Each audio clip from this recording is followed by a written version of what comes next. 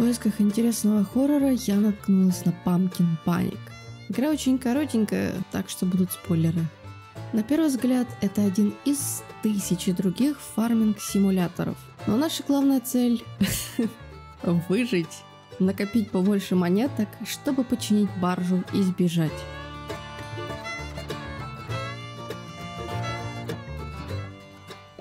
Нас будет ворон, и тыковка сразу отправляется на огород сажать что-то.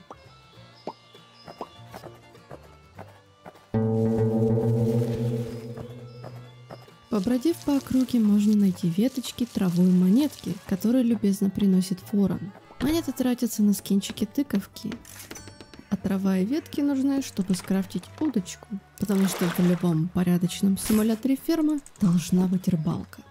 Объяснив основные игровые механики, в определенный момент ворон сообщает, что он сваливает, и нам тоже стоит.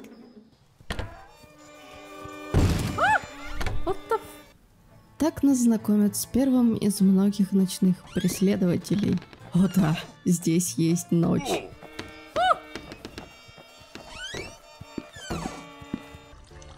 Через некоторое время после первого нападения и сбора очередной партии чего-то на огороде, ферма погружается в непроглядную тьму.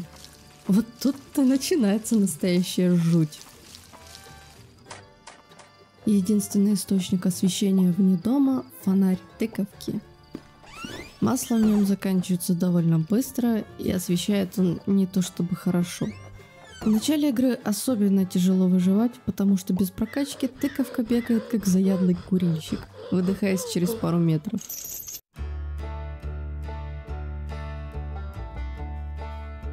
Местные монстры появляются случайным образом недалеко от игрока. Вообще надо отдать должную звуку в игре, по нему можно определить появление врага, где он тусит в данный момент и самое главное, когда он свалит. Давай, уходи уже.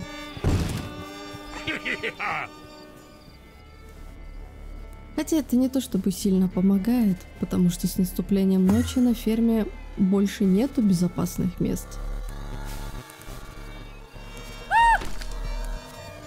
Если постоянно прятаться дома, можно в определенный момент нарваться на доппельгангера.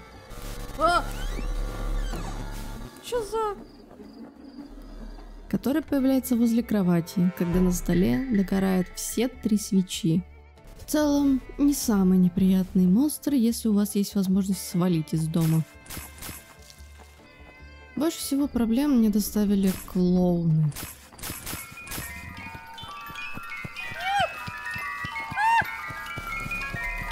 Да ёпть! Возле входной двери висит записка от них.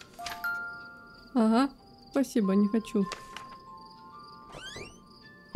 Поэтому, естественно, я всеми силами старалась избежать контакта с ними. Прятки в темноте на огороде не сработали. Отстань! Нет! Выключенный фонарь мешает видеть только игроку. Попытка отсидеться дома тоже ни к чему хорошему не привела. В итоге я сдалась и решила посмотреть, что же будет, если подойти к клоуну до того, как остановится музыкальная шкатулка.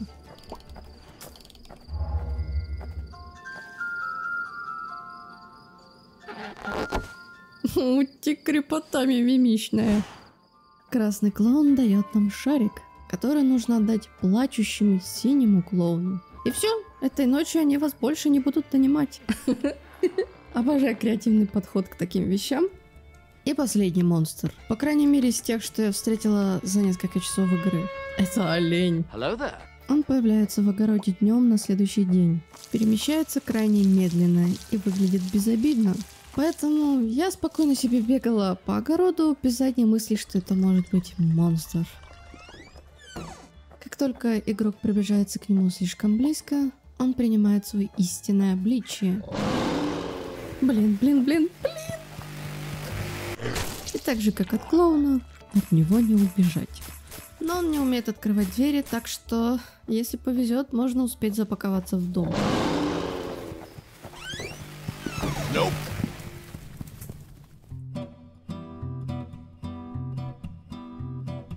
Этой игре отлично подошла бы механика рогалика, но ее, увы, тут нет.